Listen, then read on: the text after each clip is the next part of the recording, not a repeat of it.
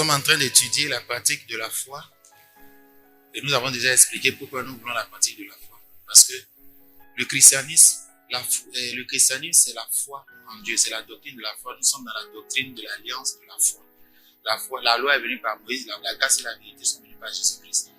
Donc on compare dans la Bible la loi de Moïse avec la loi de la foi. Donc la foi n'est pas que croire, la foi est toute une loi, c'est une alliance. C'est pour ça qu'on les rend comparables. Deuxièmement, il y a eu une nuée de témoignages des gens qui ont vécu la foi chrétienne. Et quand on lit les Écritures et puis on regarde la foi chrétienne aujourd'hui, il y a une différence. Notre travail, c'est de faire attention, à vous avertir de ne pas dévier par rapport à la foi. C'est 4000 ans d'histoire. Ceux qui étaient dans l'Ancien Testament ont été vus sous l'angle de la foi. Ce que la loi a écrit, c'était un test. Mais le Nouveau Testament dit que Dieu a vécu la loi de la foi avec eux. Et on les cite comme des exemples de la foi chrétienne. Et cette foi-là, donc, qui est notre vie chrétienne, on nous dit que il y a des gens qui, l'ayant possédé, ont obtenu des témoignages agréables. Or, sans la foi, il n'est pas possible de lui être agréable. Et des gens ont été enlevés parce qu'ils avaient, avant leur enlèvement, ils ont eu les témoignages qu'ils étaient agréables à Dieu. Donc, notre travail, c'est de nous assurer que vous êtes bons dans la foi. Vous devez sonder pour voir si vous êtes vraiment dans la foi. Est-ce que votre vie chrétienne, là, c'est la vie de la foi? Parce que ce n'est pas, faut pas la confondre avec la vie ordinaire, la vie naturelle. Or, nous sommes à l'église pour vous enseigner la foi chrétienne, pour que vous vivez la foi chrétienne. Et c'est ce que nous sommes en train de regarder. Parce qu'il y a beaucoup d'écarts aujourd'hui entre cette pratique de la vie chrétienne qu'on appelle la vie de foi. Elle est résumée dans une phrase, mon juste vivra par la foi. On pense que la foi, quand tu as ça, Dieu te donne, c'est demander et puis Dieu reçoit. D'abord, la prière, il y a toutes sortes de prières. Donc, la demande qu'on appelle la requête n'est pas la seule forme de prière. Donc, 80% des prières des chrétiens, c'est seulement des requêtes. Or, il y a plusieurs formes de prière. Donc, tout ça, on va essayer d'aller loin pour que vraiment le chrétien, dans nos églises, vive une vie chrétienne qui a un grand témoignage, conforme à la Bible. Donc, nous voulons apprendre à vivre par la foi, à vivre la vie de foi, qu'on appelle encore la vie chrétienne. Pour cela, on a lu la dernière fois l'exemple d'Abraham. On va prendre des exemples de la Bible et puis on va voir pourquoi on dit que lui, là, Dieu était content de lui. C'est pas parce qu'il était marié. C'est pas parce qu'il travaillait. On n'appelle pas ça la foi. La vie de foi qu'on attend de nous est tout autre différent. Et les témoignages de la vie de ces gens-là ne reposaient pas sur le nombre de maisons qu'ils avaient. Donc, quand tu as beaucoup de maisons, ce n'est pas la foi que tu vis. Vous comprenez? Ce n'est pas la foi. Les animaux vivent, ils ne vivent pas la foi. Ils mangent, ils dorment, ils se promènent. Ce n'est pas la foi. Les êtres humains normaux, ils vont au travail, ils vont manger, ils reviennent, ils vivent. Mais ça, c'est pas la foi. Donc, quelle est la différence entre la vie qu'on nous demande et puis la vie d'un homme ordinaire? C'est de ça que nous voulons parler. Donc, se lever, aller au travail. Le païen se lève, il va au travail. Vous deux, vous êtes partis au travail. Ça, là, seulement là, ce n'est pas la vie de la foi. Donc, vous devez savoir qu'est-ce qui est la vie de foi et qu'est-ce qui n'est pas la vie de foi. C'est la vie ordinaire. Pour que vous ayez les témoignages. D'accord? Le jour où Abraham s'est marié à Sarah, est-ce qu'il y a eu témoignage de foi ici? Il n'y a pas eu témoignage de foi. Vous comprenez? Donc, ça, ce n'est pas la vie de foi. Dieu, on a vu Job, on a vu tout ce dont on parle là. On nous dit qu'est-ce qu'ils ont fait et puis on dit qu'ils ont vécu une vie de foi. Lorsque quelqu'un cherche plusieurs femmes, toi tu es fidèle à ta femme. Ça là, on appelle ça la vie de foi. Quand tu ne trompes pas ton mari, tu ne trompes pas ta femme, on dit que tu es un homme fidèle. Fidèle, c'est une valeur chrétienne. C'est la vie de foi. Vous comprenez la différence? Donc, il ne faut pas mélanger la nature charnelle, la nature spirituelle, et puis tu ne sais même pas qu'est-ce qui est spirituel, qu'est-ce qui est charnel, et tu penses que tu vis la vie de foi. Tu ne vis pas la vie de foi. On fait mathématiques. La femme qui vend son commerce, on t'a donné 1000 francs, on a pris à l'eau 200, elle sait qu'elle doit donner 400. Mais parce qu'elle sait faire les calculs comme ça, là, on ne va pas la nommer professeur de mathématiques. Vous comprenez?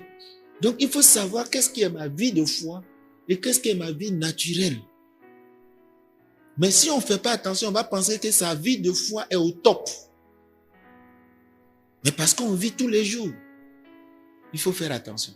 C'est pour ça qu'on plonge les regards dans la parole de Dieu.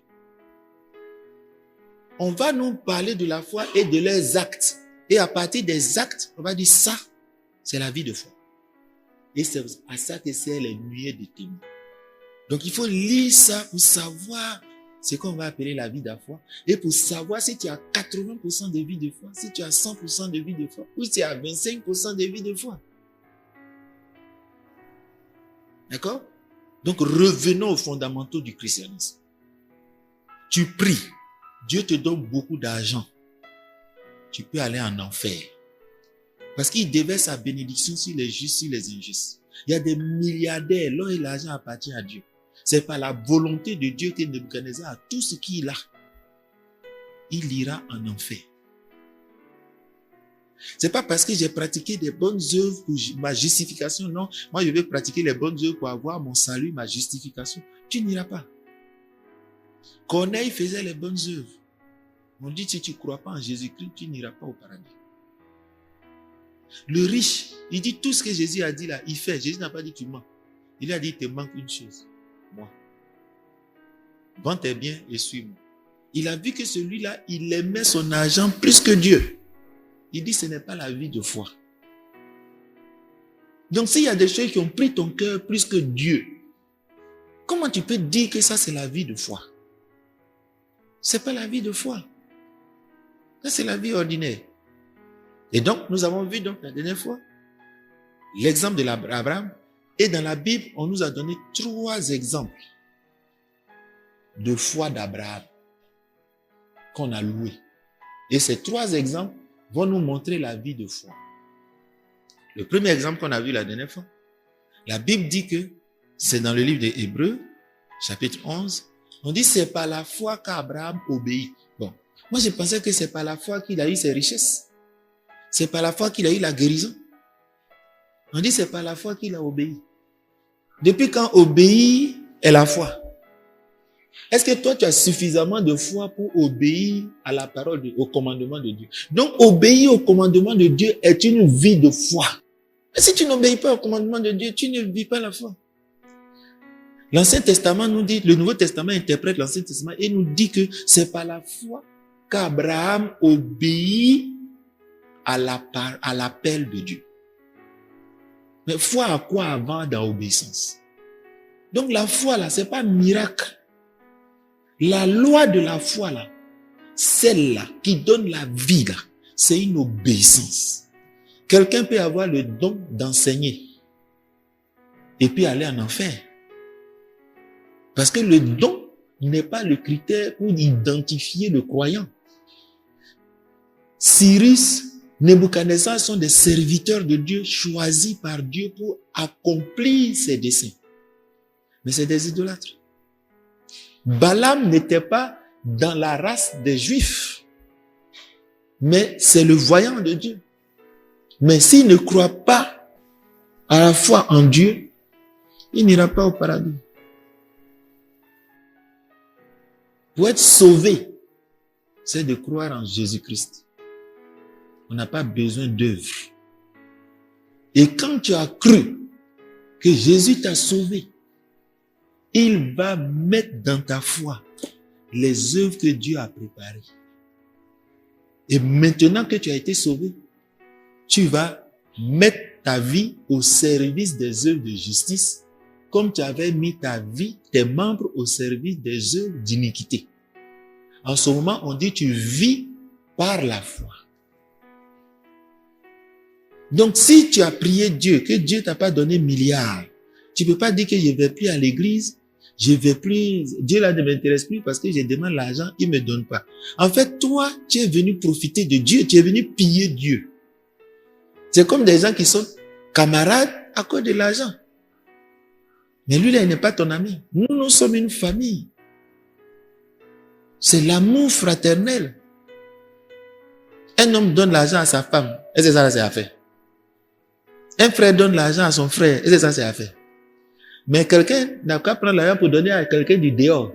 Ça va devenir affaire. Non? C'est comme ça. C'est pareil.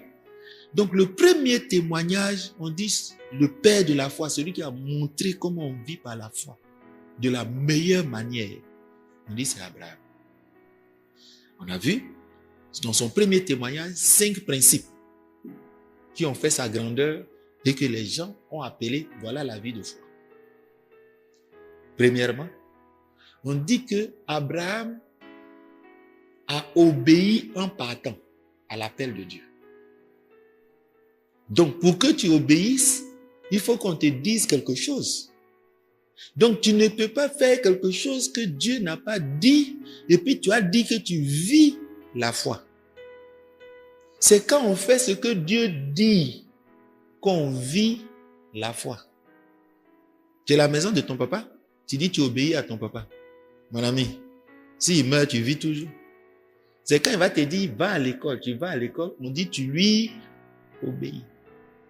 Donc, si vous n'avez pas les commandements de Dieu devant lui, si vous ne lisez pas régulièrement la Bible, pour faire, je médite ta parole pour faire ta volonté.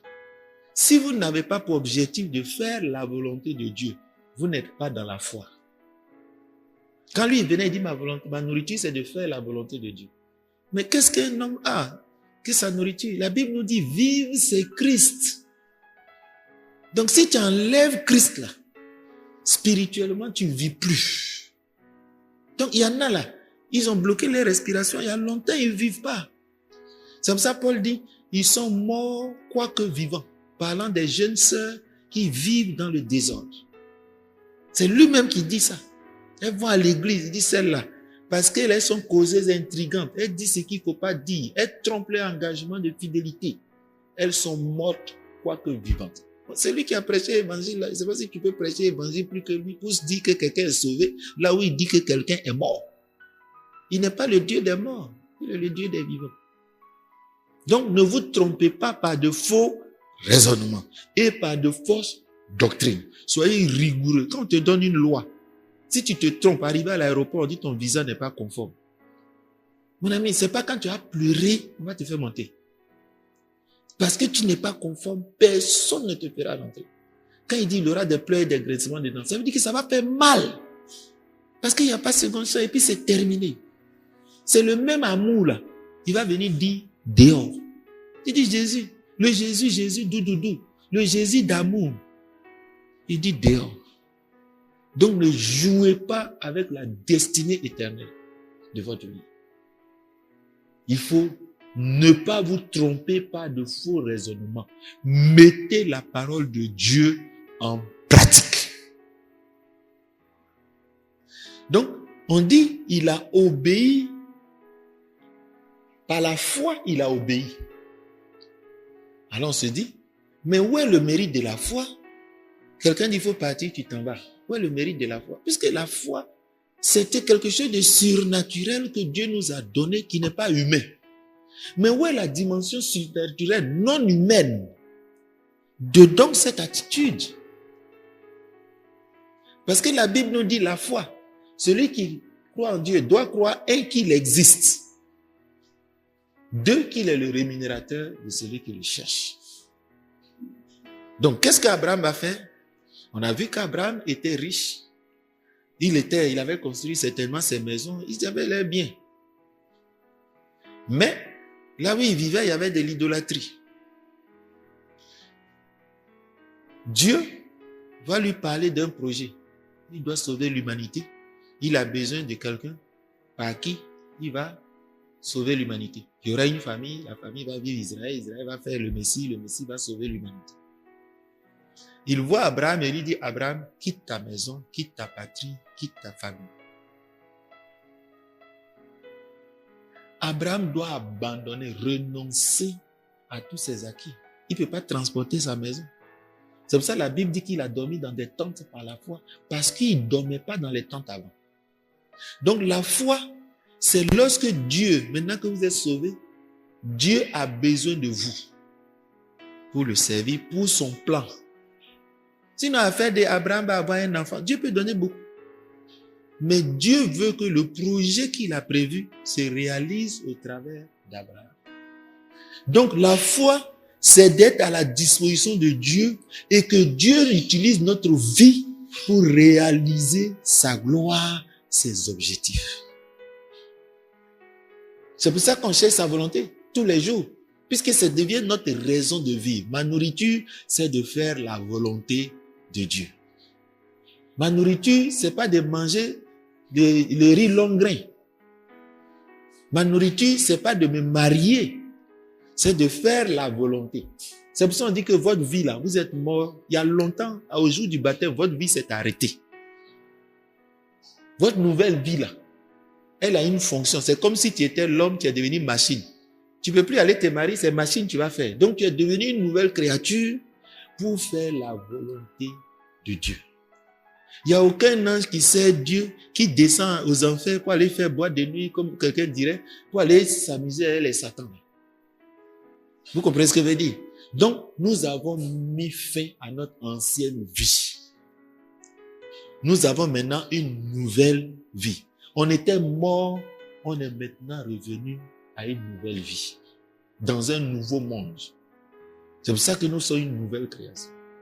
Mais si tu reprends l'ancienne vie là, c'est que ton ancienne nature, elle n'est pas morte, tu ne l'as pas crucifiée. Donc, Abraham va renoncer à tout ça pour se mettre à la disposition de Dieu. Donc, Abraham va avoir deux dimensions.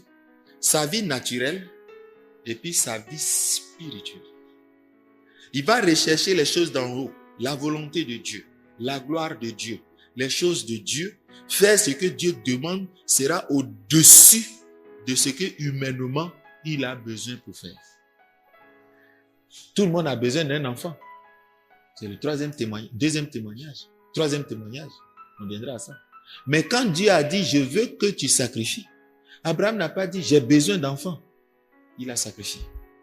Parce qu'il sait que sa vie, si Dieu dit qu'il veut quelque chose, lui, c'est ça sa vie. Est-ce que vous comprenez? C'est pour ça qu'on a dit qu'on a deux yeux. On a les yeux physiques, on a les yeux spirituels. On a une vie physique et on a une vie spirituelle. La vie spirituelle doit être au-dessus de la vie physique. C'est ça la vie par la foi. Quand on vous appelle la vie spirituelle, on va vous appeler la vie chrétienne. Ce n'est pas la vie de foi là, ce n'est pas la prière et puis Dieu m'exauce. Ça n'a rien à voir. Ici là, Abraham n'a pas demandé quelque chose à Dieu. C'est pas ça. Il n'a pas fait des requêtes, n'a pas fait des prières. Mais on parle de foi là-bas. Donc la foi là, dont on parle là, c'est pas une demande. C'est la vie de foi, la vie d'obéissance à Dieu. Pour servir au destin de Dieu.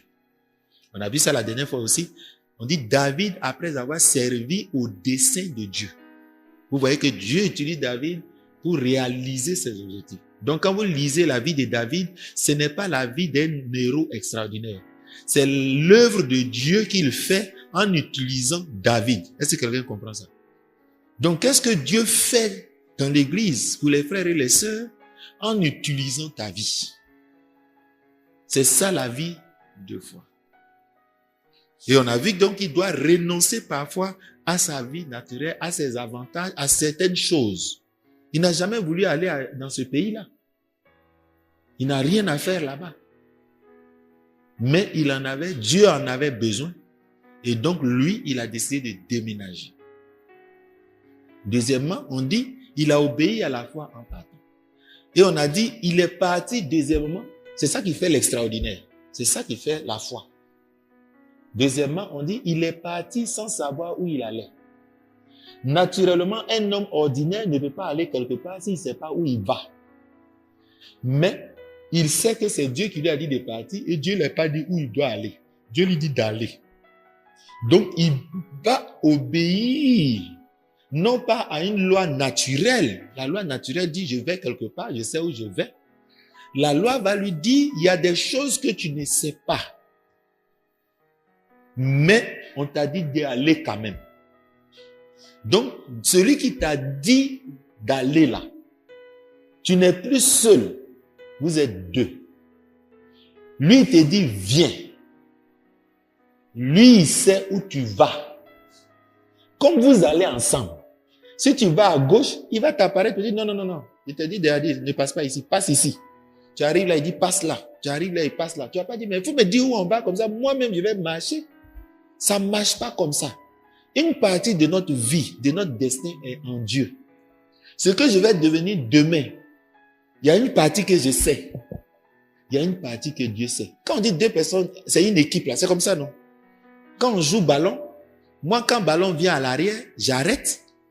Mais c'est pas moi qui vais marquer les buts. Mais je dois être un victorieux, on doit me donner aussi une récompense de vainqueur de la Coupe du Monde. Mais c'est pas moi qui ai marqué les buts. Mais pourquoi on me donne ça aussi? Parce qu'on est on est une équipe. Donc je suis une équipe avec Dieu. Ce qui dépasse mes capacités, il est là. C'est comme un enfant qui suit son père. L'enfant ne sait pas où on va. Mais il marche parce qu'il sait que son père sait où on va. Abraham partait sacrifier son fils. Son fils lui demande, mais mouton à sacrifier, il est où? Il n'a pas dit, bon, je vais chercher, ou bien il dit, Dieu va envoyer le mouton. L'enfant n'a pas dit, depuis quand Dieu qui est invisible, là, il s'occupe de nous. L'enfant a accepté cette réponse-là comme une réponse vraie. Vos enfants doivent vivre dans la maison avec Dieu. Vous ne devez pas dire, faut pas faire ça, ça c'est pas bon. Moi, je n'aime pas ça. Tu dois aussi lui dire, non, ce que tu fais là, c'est pas bien. Dieu n'aime pas. Donc, l'enfant va se dire, mais qui est Dieu? Et puis, toujours, on doit faire ce qu'il dit ici. Papa dit non, lui, tantôt il dit que c'est lui. Après, il y a des choses, il dit non, c'est Dieu qui dit, il ne faut pas faire, donc on ne fait pas ici. Mais l'enfant, depuis son enfance, il apprend à faire les choses parce que Dieu ne veut pas ou Dieu veut. Mais si c'est vous seulement, le jour où il va voir vos défaillances, il ne va plus vous obéir. Vous voyez la différence de la vie de foi et de l'éducation? Dieu vit, il est invisible, hein, mais il vit avec nous. C'est ce qu'Abraham a fait. Donc, il n'a pas posé la question. Donc, dans la foi, la vie de foi, il y a des inconnus. Qu'est-ce que je vais manger? Qu'est-ce que je vais boire demain? J'ai mon sac de riz, ça va finir à la fin du mois. Le mois prochain, comment je vais avoir? Ce sont des questions de l'homme naturel, c'est normal. Mais tu ne dis pas à Dieu, il n'a qu'à te donner sac de riz de 10 ans. Il ne le fera jamais. Il veut qu'une partie de ta vie dépende de lui. Donc l'inconnu ne fait pas peur aux croyants. C'est pour ça que Jésus dit, ne vous inquiétez pas de ce que vous mangerez, vous buvrez. Nous, on a la réponse normale, c'est, j'ai prévu ça, voilà ça ici. Il aurait pu dire ça. Non, il y a de l'argent que j'ai gardé quelque part pour vous, vous allez pouvoir vivre. Tout ça, c'est les solutions matérielles. Il a dit, le Père sait que vous en avez besoin. Mais Père, là, il est où? Nous, on est assis ici, là, en galère, là. C'est comme un pasteur dit, non, aie confiance en Dieu, il va te guérir. Tu dis, ah, moi, je cherche l'argent pour aller me soigner, tu dis, Dieu va me guérir. Il va dire amen pour faire plaisir au pasteur, mais il n'y croit pas.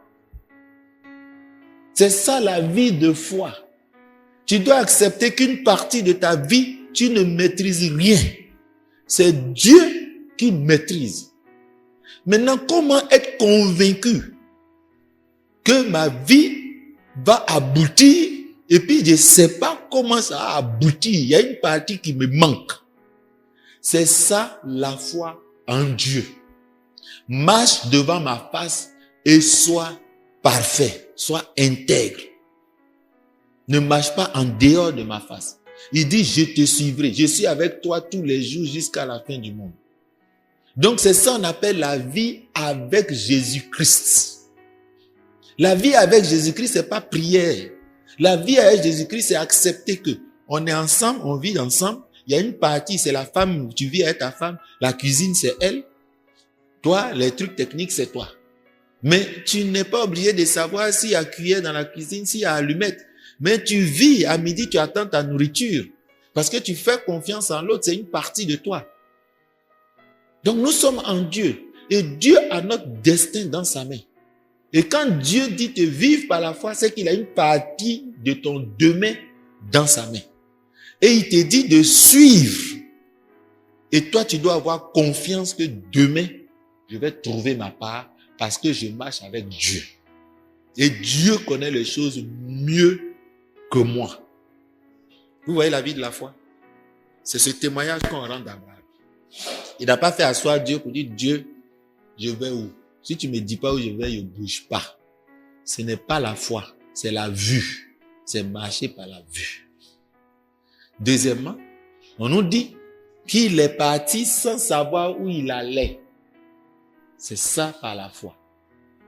Pouvoir partir sans savoir où tu vas, pour avoir la foi. Hein? Troisièmement, Dieu lui a dit donc il va aller pour avoir une terre. Il arrive là-bas, il est étranger. La terre là, il n'a pas reçu. On lui dit il doit payer même la terre pour enterrer sa famille. Il doit trouver un espace. Il est arrivé là-bas, Dieu ne lui a pas construit maison, villa. On dit il dormait sur des tentes. C'est toujours par la foi. Hein. Le même texte qui rend témoignage de la foi d'Abraham parle de ces choses-là comme étant les éléments qui prouvent que ce monsieur-là, il était déterminé à faire la volonté de Dieu, quelles que soient les circonstances dans lesquelles il devra vivre. Est-ce que quelqu'un m'écoute? Dieu n'a pas prévu forcément une villa pour lui. Dieu n'a pas prévu forcément des choses pour lui. Dieu va lui permettre de vivre dans des conditions. Ce qui est le plus important, c'est d'obéir à la volonté de Dieu. Est-ce que vous comprenez? Je donne un exemple. Dieu me dit de me réconcilier avec mon frère. Je me réconcilie avec mon frère. Après, je m'assois et dis, mais tu t'es réconcilié avec lui, tu as gagné quoi? Si tu doutes, chaque fois que tu obéis à la parole de Dieu, la deuxième partie de la foi dit, il est le rémunérateur de ceux qui le cherchent. Ici, chercher Dieu, c'est lui obéir. D'accord? On peut chercher Dieu sans le trouver. Nous, on l'a trouvé et on le cherche, on cherche sa volonté, on cherche sa communion, on cherche à lui faire. Chercher le royaume des cieux, nous, on a déjà eu un. Et la vie jusque le royaume des cieux demande. Se préoccuper des choses du ciel. Donc, ne doute jamais.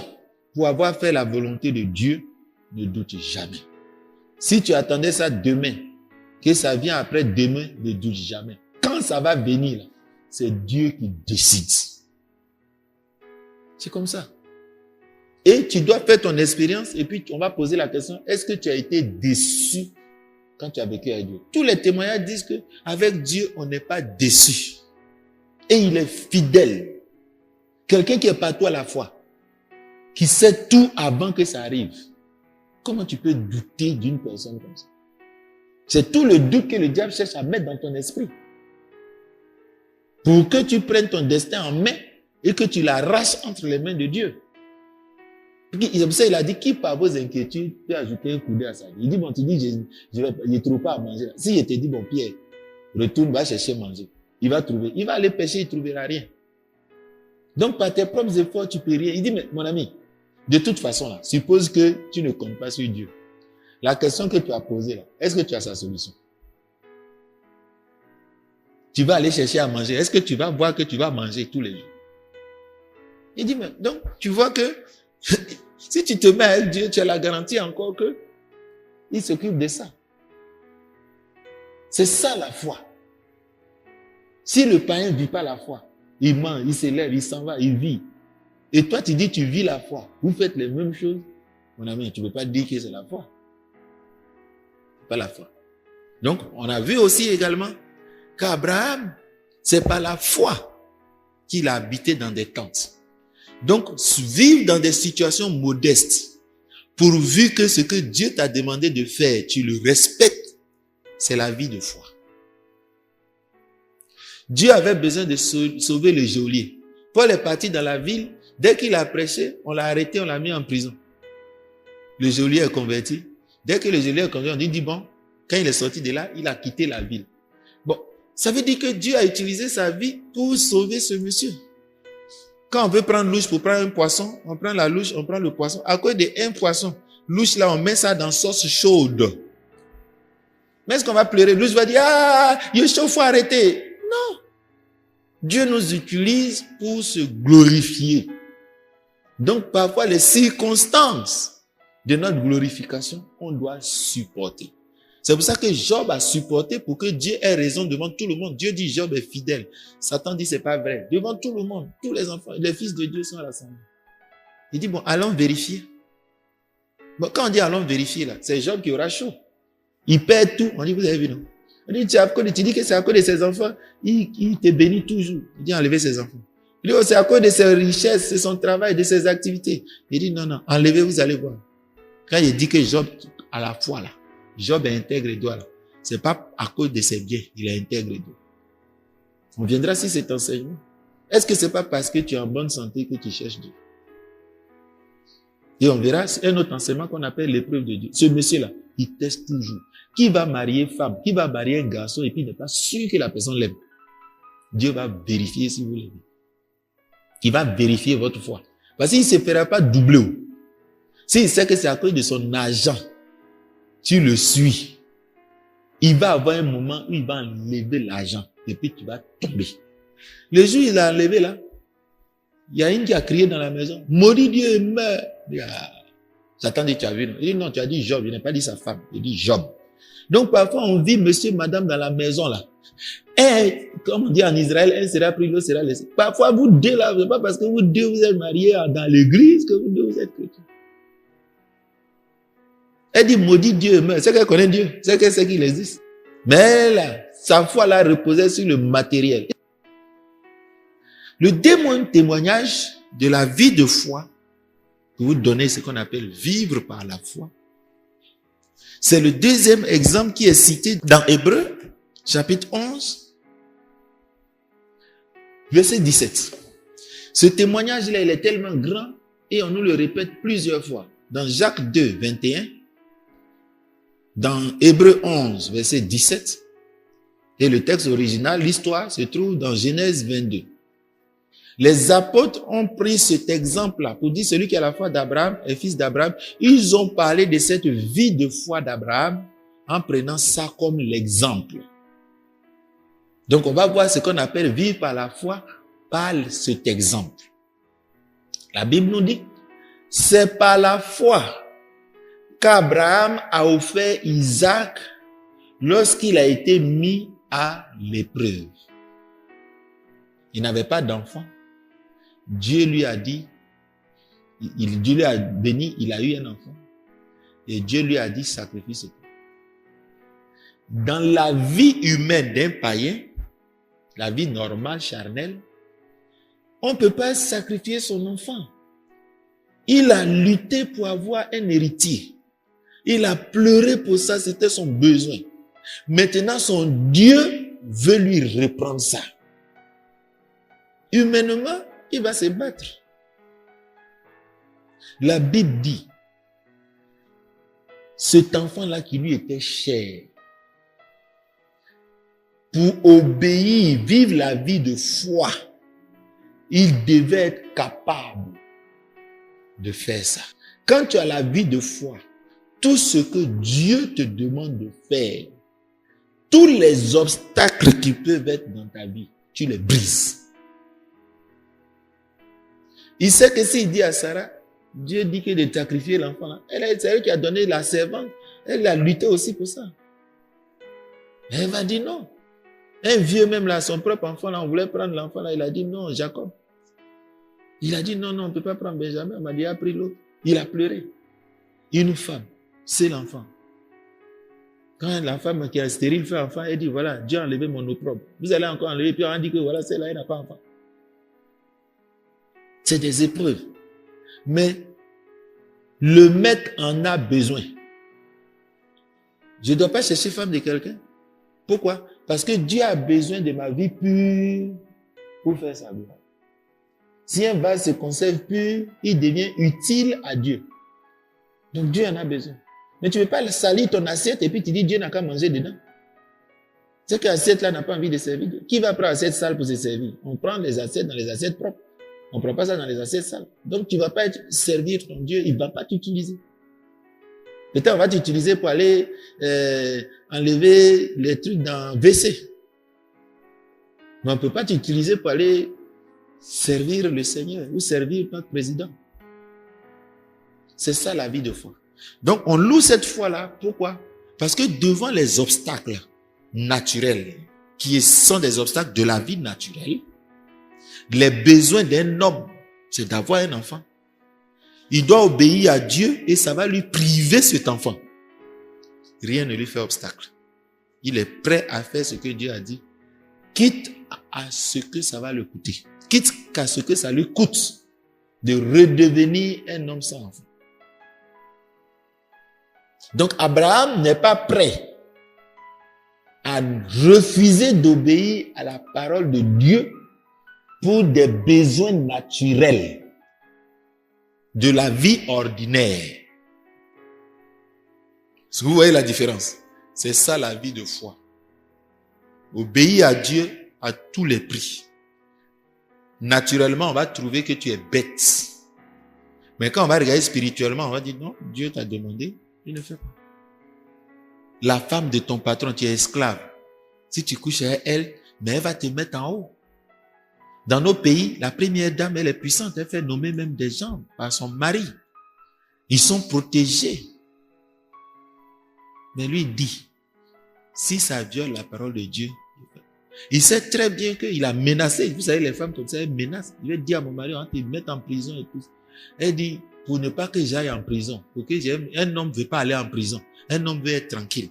Un homme veut avoir la paix. Un homme veut garder son travail. Je suis pratiquement un grand.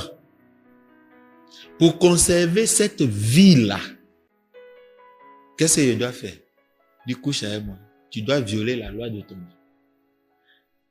Dès lors, il préfère tout restituer. Prends ton travail. Moi, je vais en prison. Je préfère vivre ça que de violer la parole de Dieu. C'est ça la vie de foi. La vie d'obéissance. Donc, quand tu obéis à Dieu, parfois il peut y avoir des difficultés naturelles. Si à cause de ces difficultés naturelles, tu dis, oh Dieu est amour, tu violes sa loi tout le temps, tu ne peux pas dire que tu es agréable. Tes œuvres sont agréables à Dieu. Et Dieu va te prouver pour voir si tu es prêt à renoncer à tout pour lui. Les choses même auxquelles tu es attaché, on sait que si on touche ça là, toi tu as abandonné Dieu là. Dieu va te toucher. Est-ce que tu es prêt? Quand Dieu est convaincu de ça là, il te bénit. Il a tout restitué à Job. Il n'y a plus de tests. Il n'a pas dit Job, désormais tu vas vivre de croussa pour prouver que tu es un homme de foi. C'était un test. Quand Dieu voit que ta foi, il y a des choses que si on enlève, ta foi disparaît. Il ne va pas te bénir. C'est pour ça qu'il a dit au monsieur, tu veux vivre, il te manque une chose, on a fini la loi. Tu dis tu as obéi. Maintenant ceux qui ont fait la loi doivent obéir à la foi. Est-ce que tu peux renoncer à tout pour obéir, suivre le Fils de Dieu, celui que Dieu a dit d'embrasser? Il dit non. Parce qu'il était. La raison, c'est parce qu'il est riche. Et il ne peut pas abandonner ça. Il n'ira pas au paradis. Ce n'est pas la vie de foi. C'est la vie ordinaire. Qui va sacrifier tout son argent pour suivre quelqu'un? C'est pas possible. Vous voyez la différence? Vous commencez à voir la vie de foi. C'est ça. Quand tu es dans cette disposition et tu es capable, et quand ça arrive, tu fais ces preuves-là, on dit tu vis par la foi. C'est-à-dire, la vie par la foi, là, un homme naturel ne peut pas vivre ça. Les décisions que tu vas prendre, les choses que tu vas faire, qui seront le royaume de ceux et la vie juste, les commandements qu'on te donne. Le païen, là, il ne peut pas faire ça. Un païen ne peut pas laisser tout ce qu'il a construit pour suivre Dieu. Il ne sait pas où il va. Pour aller dormir sous bâche. Il ne peut pas faire ça. C'est pas humainement possible. Donc, si toi, tu bloques vis-à-vis d'un commandement de Dieu, c'est que tu es charnel. Tu as déménagé. Ta foi est faible.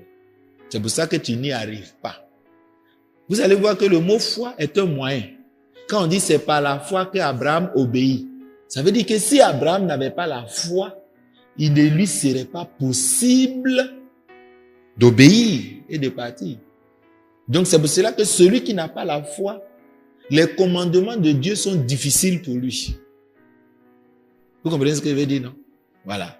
Parce que la foi aussi est un moyen. C'est par le moyen de la foi qu'on est sauvé. C'est par le moyen de la foi que Dieu nous agrée. Donc, ça doit t'aider à faire ce que Dieu dit. Mais si tu n'y arrives pas, c'est parce que tu as un escalier, mais l'escalier là, c'est petit, c'est faible. Tu ne peux pas toucher en haut. Tu ne peux pas prendre ce qui est en haut. Donc, c'est parce que ta foi est faible que ton obéissance à la voix de Dieu, au commandement de Dieu, est difficile pour toi. Ça va? Donc, quand on lui a demandé son fils, la louange qu'on appelle la foi agréable, pour laquelle on l'a applaudi, quel exploit, quel héroïsme il a fait dans ça. On comprend que c'était son fils unique. Et un homme est attaché à son fils, à son héritier. C'est sa fierté, c'est sa gloire. Est-ce qu'il peut renoncer à ça pour la seule raison de la gloire de Dieu? Perdre pour que Dieu gagne. S'abaisser pour que Dieu soit élevé. C'est ça. Et quand tu as fait ça, Dieu te récompense. Il est le rémunérateur de ceux qui le cherchent. Dieu va te récompenser. Quand Job a fait ça, Dieu a été glorifié. Tout le monde a vu que c'est Dieu qui a raison. Satan, c'est un menteur encore, une fois pour toutes. Il a prouvé encore son mensonge. Imaginez les gens de regarder, toi là, tu mens seulement. Tu mens seulement. Tu n'as pas dit que c'est à cause de... C'est bien. Tu n'as pas dit que c'est à cause de sa vie. C'est un menteur. Et Dieu a été trouvé véridique. Quand c'est fini, il a dit, Job, parce que tu as fait ça, je te donne au double. Il aurait pu lui restituer. Il lui dit, bon, je te donne les mêmes choses que tu as. Il a doublé. C'est ça qu'on appelle la récompense au prix de sa foi. Et cette récompense, on peut la voir ici, on peut la voir au ciel. Pour voir ce que je gagne dans Dieu, je dois prendre ce qui est ici et je dois prendre ce qui est là. C'est comme tu as deux comptes dans deux banques. Si tu veux voir quelle est ta richesse, tu ne vas pas prendre pour une seule banque. Donc si tu as accumulé des trésors célestes, tu vois ta richesse, tu dois voir ce que tu as ici, plus ce que tu as au ciel, tes récompenses célestes, pour voir ce que tu gagnes. Parce qu'on a double nature, on a deux mondes dans lesquels nous vivons. La Bible nous dit encore, dans ce témoignage qui prouve la vie de foi, on dit, oui, il a offert son fils unique en sacrifice, bien qu'il ait reçu des promesses. Je vais vous interpréter ça. Deuxième difficulté, non seulement il avait un seul fils unique, c'est une vie de foi. Personne ne sacrifiera la seule chose qu'il a dans sa vie pour obéir à Dieu. Et puis, quand il regarde, il va perdre ça. Dieu ne lui a pas dit, si tu me donnes, je vais te redonner. Il lui a dit que je vais te donner. Il dit, c'est lui-là le fils de la promesse. En travers de ce fils-là, il lui a promis d'avoir la terre, d'avoir des choses. Donc, parfois, notre enfant est celui qui va nous faire obtenir des choses. Donc, le fils de la promesse. Abraham, on dit, il est parti pour avoir un héritage. Mais il est parti pour obtenir quelque chose. Et Dieu lui dit que c'est au travers de son fils qu'il va obtenir la chose. C'est comme David dit, je vais construire le temple de Dieu. Il dit non. C'est au travers de ton fils que mon temple sera construit. D'accord? Donc, il sait que il va gagner, il va devenir quelqu'un au travers de son fils. Donc, là où ton bonheur, par qui ton bonheur va venir, Dieu dit, il faut le tuer. En français facile, Dieu lui dit, c'est comme si il doit compromettre tout son bonheur qu'il va avoir. C'est pourquoi il a quitté, il a tout laissé là. Et celui par qui il va avoir tout ça là, on dit encore, il faut le sacrifier. C'est pour ça qu'il ajoute que, bien que il ait reçu les promesses. Non, il ne comprend pas. Mais lui, Dieu a dit de sacrifier. Toi, tu vas dire, ton cœur, le diable va te dire, pourquoi Dieu veut que tu sacrifies ton fils? Là, le piège est fini. Ton raisonnement va tomber jusqu'à... Tu ne vas pas obéir. Pourquoi Dieu dit là? Lui n'est pas allé là-bas. Dieu a dit non. On ne fait pas. C'est ça qui a trompé Ève. Dieu a dit de ne pas manger. Oui, Dieu a dit de ne pas manger. Oh, Dieu sait que si tu manges, tu vas voir clair. Je ne cherche pas à voir clair. Est-ce que vous comprenez le raisonnement? Satan, je ne cherche pas à voir clair. Tu seras comme Dieu. Je ne cherche pas à être comme Dieu. Je cherche à faire ce qu'il m'a dit. Je cherche à ne pas faire ce qu'il m'a dit. Je cherche pas à femme de quelqu'un. Oh, mais tu seras coagulé, hein?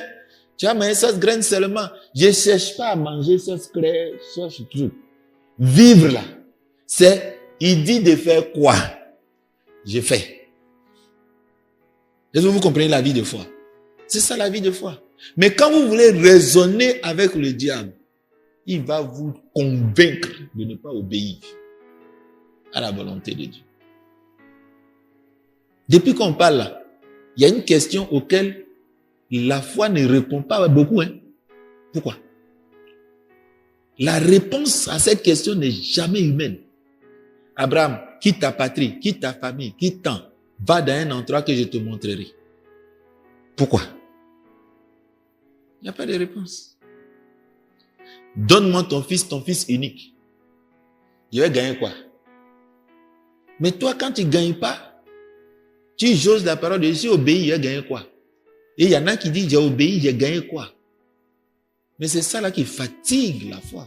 Et beaucoup viennent à l'église pour faire contrat de donner, recevoir à Dieu. S'il ne reçoit plus, il ne donne plus. C'est pas possible. C'est pas ça la vie de foi. Dieu va te prouver et tu vas voir que tu vas tomber. Et il ne va pas jurer sur ta bénédiction. Donc voilà le deuxième élément qui dit qu'on appelle ça la vie de foi. C'est ça. Obstacle naturel qu'un homme normal ne ferait jamais. Mais qu'un homme de foi, un homme spirituel fait. Parce que Dieu a dit. Voilà la différence entre ces deux vies. Donc si vous avez des problèmes pour obéir à un commandement de Dieu, amusez-vous à vous poser la question. Pourquoi je ne fais pas? Vous allez voir toutes les raisons qui viennent là. C'est eux qui font que tu ne fais pas. Tu n'as pas confiance à ce que tu vas gagner dedans. Si je ne cherche pas d'autres femmes, que je suis seulement avec ma femme, j'ai gagné quoi? Les autres, ils gagnent plus de plaisir, de trucs. Moi, je ne gagne pas plus que ce que ma femme me donne. Moi, je ne vais pas faire comme les autres. On va dire, je suis gaou. Voilà le jeu qu'on fait, le jeu de gagner, perdu à Dieu. Et puis on dit, je vais aller faire ce que je veux, je ne fais pas ce que Dieu dit. Mais le diable vous a trompé. Il va vous motiver par vos besoins personnels. Tu vas voir clair. Tu vas devenir comme Dieu. Il te dit ce que tu vas gagner. Oh, Dieu te dit, Adam, mangez de tous les fruits du jardin. Mais ça là, ne mangez pas. Le jour où vous mangerez, vous mourrez. Le diable dit, si tu manges, voilà ce que tu vas avoir. Entre nous, qu'est-ce qui a fait que Adam a fait? Ève, ils ont fait. À cause de ce qu'ils vont gagner. Mais pour Dieu là, si on ne mange pas, on ne va rien gagner. Mais si on mange, on va mourir. L'autre dit, si tu manges, tu as gagné. Dieu dit, si tu ne manges pas, si tu manges, je vais te tuer. Il dit, bon, moi je préfère gagner. Il y en a qui risquent leur vie parce que le gain est construit. Et c'est ce qu'on fait et on pense qu'on vit la vie de foi. On prend les calculs humains, je ne gagne rien. Dieu dit de faire, mais il gagne quoi? Oh, Dieu a amour. Mon ami, tu as échoué dans l'obéissance à la volonté de Dieu. Tu as échoué. Tu devais dire, Seigneur, viens au secours à mon incrédulité, à mon manque de foi. Ma foi est faible. Elle ne me donne pas la force d'obéir à ton commandement. C'est ça la vie de foi. Mais vivre comme on veut, comme tout le monde, parce que seulement je sais que Jésus-Christ est mort pour mes péchés, je vais aller au paradis et je vis comme je veux. Non. C'est pas ça la vie de foi. La foi nous enseigne à ne plus vivre. Il ne nous a pas appelé, cet appel-là, c'est pas pour vivre dans l'impureté. C'est un autre évangile. Voilà la deuxième raison. En citant, vivre par la foi. On n'a pas dit que Abraham, il portait chaussures. Porter chaussures, ce n'est pas la vie de foi. Je suis désolé. Aller se laver pour s'asseoir dans son fauteuil, vraiment, il n'y a pas commandement de Dieu dedans. Ça, c'est la vie normale. Tu ne peux pas appeler ça la vie de foi. Donc, tu dois construire ta vie de foi. Tu dois méditer, ouvrir des yeux pour comprendre la volonté de Dieu et chercher chaque jour à faire ce que Dieu te demande. C'est ça qu'on appelle vivre par la foi. Vous devez chercher à vivre votre vie de foi. Bien qu'il ait reçu les promesses et que Dieu lui a dit, c'est par Isaac qu'une descendance te sera assurée, garantie. C'est-à-dire que le moyen de la garantie pour avoir beaucoup plus d'enfants, de petits-fils, on dit, il faut sacrifier ça. Donc, si tu es dans un calcul de gain avec Dieu, ta foi va être déstabilisée, tu ne vas pas obéir. Est-ce que c'est clair ce texte-là? C'est ça qu'on prend pour louer, pour dire que voilà, c'est comme ça on reconnaît la vie de foi. Et le moyen par lequel il a réussi à obéir à ça, là où un homme ordinaire n'allait jamais accepter, lui, il a réussi à accepter, à obéir à cette volonté. On nous explique. On dit, il pensait que Dieu était capable même de ressusciter des morts. C'est-à-dire qu'il allait sacrifier. Il dit, Dieu là, il peut tout. Moi, je pensais qu'il allait dire, bon, c'est qu'est-ce que Dieu va faire? Je vais accoucher encore un autre enfant. Non. Il dit, même si Dieu a dit, je vais avoir un seul enfant. Même si le seul là meurt, Dieu est capable de le ressusciter pour accomplir la promesse qu'il m'a donnée. Dieu t'a fait une promesse que tu seras bien. Tu as échoué à l'école, tu échoues au bac. Tu dis, oh, c'est que Dieu là, ce qu'il m'a promis va jamais se réaliser. Est-ce qu'il t'a dit que c'est au travers du bac? Est-ce qu'il a dit ça? S'il a dit c'est au travers du bac, tu vas faire une fois, deux fois, le temps que lui l'a choisi là, c'est pas le bac. Même si tu abandonnes. J'étais là, quelqu'un me rendait ce témoignage, un frère qui dit que sa femme a abandonné l'école depuis longtemps, et puis elle a décidé comme ça, elle a discuté de reprendre l'école. Elle a repris, elle a eu son examen. Et demain, on voit un espoir que les revenus de la famille vont augmenter, ils vont avoir moins de difficultés. Mais celle-là, elle a eu une révélation de la voix. Elle a fait l'école, ça n'a pas marché. Elle s'est mariée, elle a assis dans le foyer, elle cherche à faire ses petits commerces. Mais un jour, elle a dit non, je vais faire. Elle a eu le courage de faire malgré ses nouvelles occupations. Parfois, quand tu as commencé à faire foyer et tout ça, aller à l'école est plus dur que célibataire. Elle a surmonté ça. Voilà la réalité. Quand tu as la révélation de la voix de Dieu, ce que humainement personne ne voudrait faire, ta foi te donne les moyens d'y croire.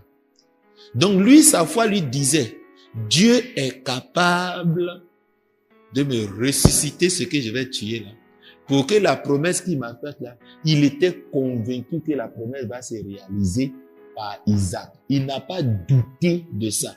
Ah Dieu, mais si Isaac meurt, c'est que ta promesse va plus se réaliser. Il n'a pas douté de ça. Il n'a pas pensé comme ça. Pour lui, il dit, Dieu a dit que la promesse va se faire au travers d'Isaac.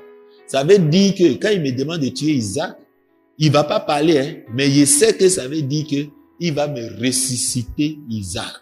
Vous voyez comment la foi lui a donné les moyens d'aller faire. Si on dit jette ton portable, et puis on va réarranger le portable pour te le donner. Qui va jeter? Qui va pas jeter? On va jeter. Mais si on dit jette pour ton temps et puis tu n'auras rien, ça sera encore plus compliqué. Donc, la foi donne les moyens aux croyants de faire ce que Dieu a dit, sans que la phrase en Isaac, tu auras les promesses que je t'ai faites, pose un problème à Jésus. À l'homme normal, ça va poser un problème. Mais Dieu, si tu le tues là-haut, c'est que tu n'es pas un homme sincère. Tu m'as dit que c'est au travers d'Isaac. Et ta parole est une. Mais si je le tue là-haut, ça là, c'est pas Dieu qui parle. Ça, c'est Satan qui parle dans ma tête. Vous comprenez? C'est ça, la louange, une des grandes louanges de la foi d'Abraham. Sa foi lui a donné les moyens. Donc, si Dieu dit, reste fidèle. Si Dieu dit, fais un don, si Dieu dit, aide ton frère, aide ta sœur, et Dieu t'en a convaincu, le comment ça va faire là? Il faut que tu aies la foi pour voir au travers de la limite humaine la solution de Dieu à ça. Quand on va parler de l'exemple de Moïse, on dit Moïse va défier le pharaon. Mais ça là, humainement, c'est pas possible. Mais la Bible dit que c'est par la foi que Moïse a fait ça. La Bible nous dit comment la foi l'a aidé. On dit qu'il parlait là, comme s'il voyait celui qui était invisible. Bon, si tu vois Dieu à côté de toi, un garde, si tu vois le président de la République à côté de toi, avec les gardes de corps et tout, et puis on dit qu'il faut lui dire que lui là, si tu fais pas, si ça baisse pas, on va le tuer. Tu auras peur. Tu n'auras plus peur. Donc la foi, il y a une partie invisible qu'on ne nous dit pas. On dit non, tu regardes la personne, lui il est pas la foi, il fait les choses, tu dis mais toi comment tu fais? Moi je n'arrive pas. Il y a une partie invisible là, qu'on te dit jamais. On a vu la partie invisible de la foi d'Abraham. Quand tu lis le texte de Genèse, on ne te dit pas cette phrase-là. C'est la partie invisible de la foi qui manque à beaucoup pour faire ce que Dieu dit. Mais c'est le Nouveau Testament qui a caché ces choses, qui va révéler la plénitude, parce qu'à cette époque, la foi n'était pas à l'honneur, elle était encore cachée, c'était en Dieu les individus. Mais à la nouvelle, quand Dieu a éclaté ce qu'il a prévu, il dit non, tout ce que vous avez fait là, la loi ne sauve pas. C'est par la foi que je vais vous sauver, vous tous. Et on voit qu'Abraham, il dit Abraham, c'est pas par la loi qu'il va te sauver, c'est par la foi. Il voit Moïse, il dit Moïse, c'est pas par la loi, c'est par la foi qu'il va te sauver. On voit David, il dit c'est pas par la loi que tu as obéi, il va te sauver, c'est par la foi. Donc au travers de la loi de Moïse, Dieu sauvait les gens par la foi. Et cette foi-là, elle a une partie invisible, elle sert d'échelle, elle doit te donner la force de faire ce que Dieu dit. Elle n'est jamais, le commandement de Dieu donc n'est jamais pénible pour un homme de foi. Le commandement de Dieu est pénible pour un incrédule. Donc si tu vois que obéir au commandement de Dieu est pénible pour toi, tu dois travailler à ta foi. Il te manque la partie invisible. C'est pour ça qu'on dit c'est la ferme assurance des choses qu'on ne voit pas. Être sûr que Dieu est capable de ressusciter cet enfant, ça ne se voit pas. C'est ça qui a donné le courage à Abraham de faire ce que Dieu lui a dit. C'est ça la vie de foi. La Bible nous dit en fait, il pensait que Dieu était capable de le ressusciter des morts. C'est pourquoi il a retrouvé son fils par une sorte de résurrection. Il a été récompensé. C'est-à-dire, au lieu que Dieu le tue, qu'il le ressuscite, c'est comme s'il avait déjà tué, et puis Dieu a dit non, change, c'est comme s'il a retrouvé. D'accord? Donc l'épreuve, c'est pas que je vais attacher mon enfant, et puis au moment où je vais vouloir le tuer, là, Dieu va dire arrête. Il n'avait pas ça dans sa tête. Il est parti, le texte dit sacrifie, il partait sacrifier. Et il s'est dit que la promesse que Dieu m'a faite, que ce sera au travail d'Isaac là, il n'y aura pas d'autre moyen que par lui. Ça veut dire qu'il va ressusciter. Or, il y a des gens qui comprennent Dieu et puis qui le font. Il dit, mon Dieu peut nous sauver. Tu dis, en cas t'adorer, il y a un seul Dieu, c'est lui on adore. Il dit, il est capable de nous délivrer. Si on est convaincu que c'est lui seul qu'on doit adorer, qu'on ne fait pas ce que tu dis, même si tu nous jettes dans le feu, nous là, on ne va jamais accepter de ne pas obéir à Dieu. Même si tu dois nous tuer, moi, on va... Si tu dis tu vas nous tuer, nous là, obéir là, c'est pas en disant qu'on va mourir qu'on va changer de décision. Donc, leur foi, certainement invisible, était que Dieu est capable, c'est ce qu'on a dit, non? Il dit, Abraham, Dieu est capable, dans sa foi là, sa foi lui disait, Dieu est capable de ressusciter l'enfant. Donc, Shadrach, Meshach, Abed-Nego, ils ont confessé cette foi. Il dit, Dieu est capable de nous délivrer de ta main. Il dit, bon, ma main là, c'est pas physique, hein, c'est le feu. Je vais vous jeter dedans. Il dit, Dieu est capable de nous délivrer de tous tes châtiments que tu as prévus. Oh, mais roi, sache que, obéissance, nous ne nous prosternons pas. Est-ce que tu es prêt à renoncer à tout pour obéir à Dieu? C'est ça. On dit tu es un homme de foi. Dieu va jurer sur ta foi. Toi, ton rentrée au paradis là, non, ça sera pleinement ouvert comme ça. Il y en a, ça sera pas pleinement ouvert. Mais d'autres là, ça sera pleinement ouvert. Dis toi vraiment, comme Abraham là. Mon ami, ton paradis est garanti. Et là-bas, là, c'est pas n'importe quelle place qu'il va avoir. Est-ce que vous comprenez la vie de foi? Est-ce que vous comprenez maintenant quand on dit on se convertit, qu'on va à l'église? C'est ça. Ce n'est pas tout ce que les gens pensent. Le troisième exemple, pour montrer la vie de foi que le livre d'Hébreux nous donne sur le premier père de la foi, se trouve donc dans Romains 4, versets 17 à 23. Vive par la foi, comme Abraham. Celui qui a la foi comme Abraham, c'est lui qui est fils d'Abraham. Et quelle est la foi comme Abraham? Est-ce que c'est cette foi-là que tu as? Si elle n'est pas authentique, parce qu'il y a la foi des démons. Si tu as photocopie, tu n'as pas original, tu vas rester sur la route. Tu vas te tromper par de faux raisonnements. Mettre la parole de Dieu en pratique, c'est elle qui a la foi. Si ta foi n'a pas d'œuvre, que l'autre a la foi par les œuvres, lui là, son obéissance là, va authentifier sa foi vivante. Quand quelque chose est vivant, quand tu plantes, ça pousse. Mais quand c'est mort là, quand tu plantes, ça donne rien. Ta foi va faire que tu ne pourras même pas être capable de faire les choses de Dieu. Ce que Dieu te demande. Donc c'est une foi incapable de t'aider à obéir au commandement de Dieu. Donc le troisième exemple de l'illustration de la vie de foi au travers de l'exemple d'Abraham, c'est Romains 4, versets 17 à 23. Il va nous illustrer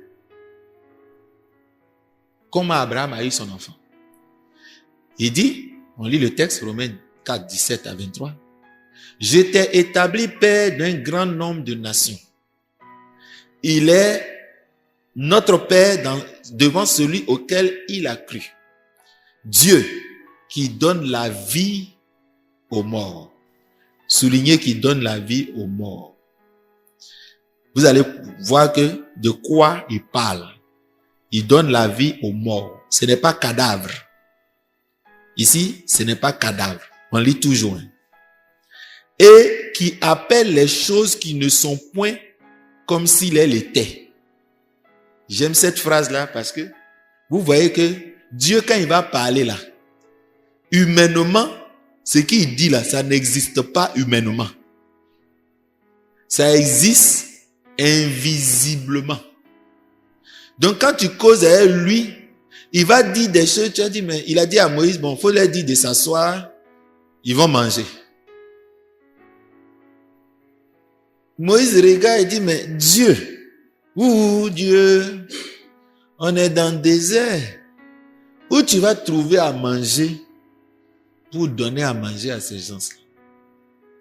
Donc c'est quelqu'un, lui, tu causes avec lui là, c'est ce que toi tu vois pas là. C'est ça, il parle et puis il dit non, passe ici. Tu dis, mais Dieu, il n'y a pas route ici. Il dit, aïe, moi je ne suis pas un homme, mes pensées ne sont pas tes pensées.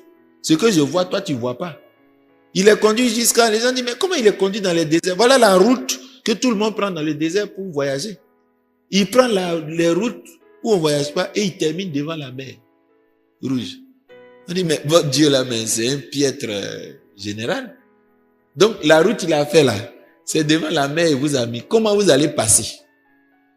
Donc toi et puis Dieu, vous murmurez.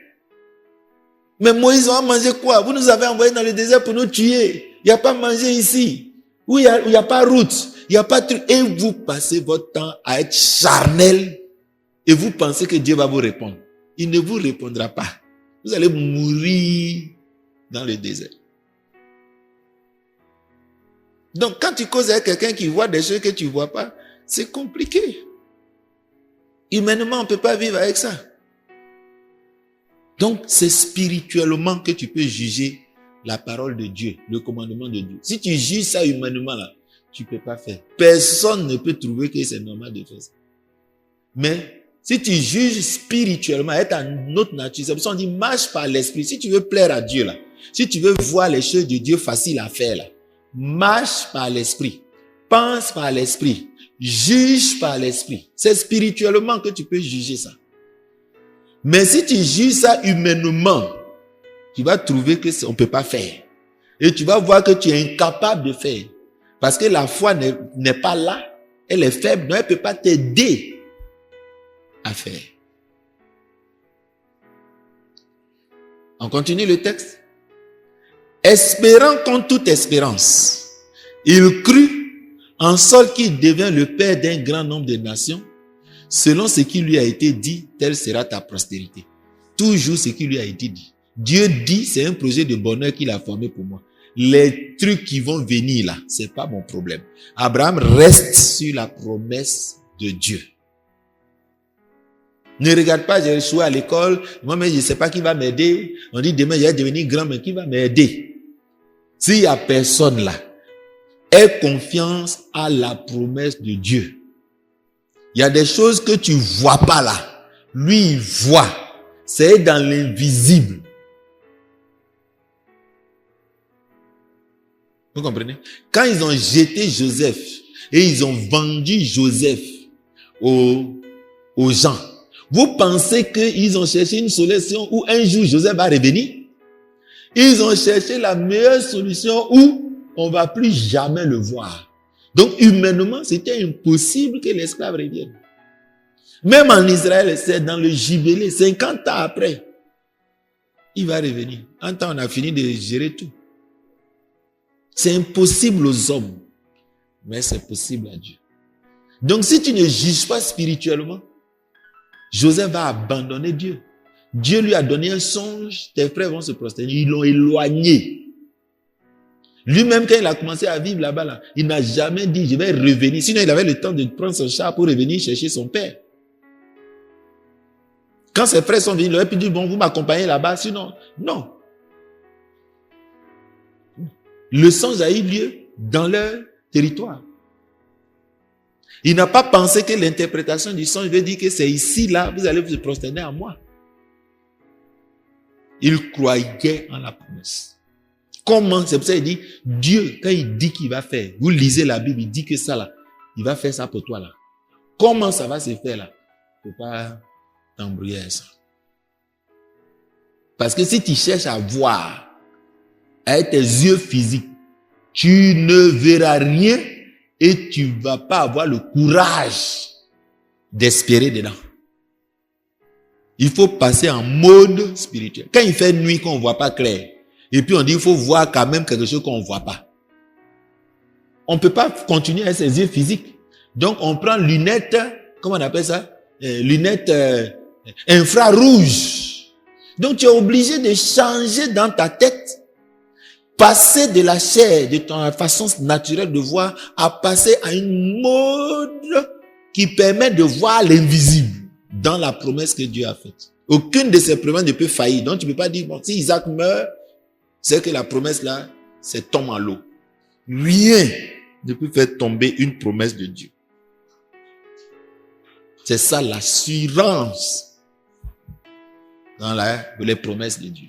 On aurait un enseignement sur qu'est-ce que donc Dieu m'a promis. Mais je n'aurai pas le temps d'expliquer la foi. Je peux prendre 10 ans à vous l'expliquer. Tellement d'explications, de témoignages dans la Bible. Moi, je vous montre le chemin pour que vous appreniez à méditer ces sujets-là pour aider vos foi à monter en grandeur. Sans faiblir dans la foi, il ne considéra point que son corps était déjà usé.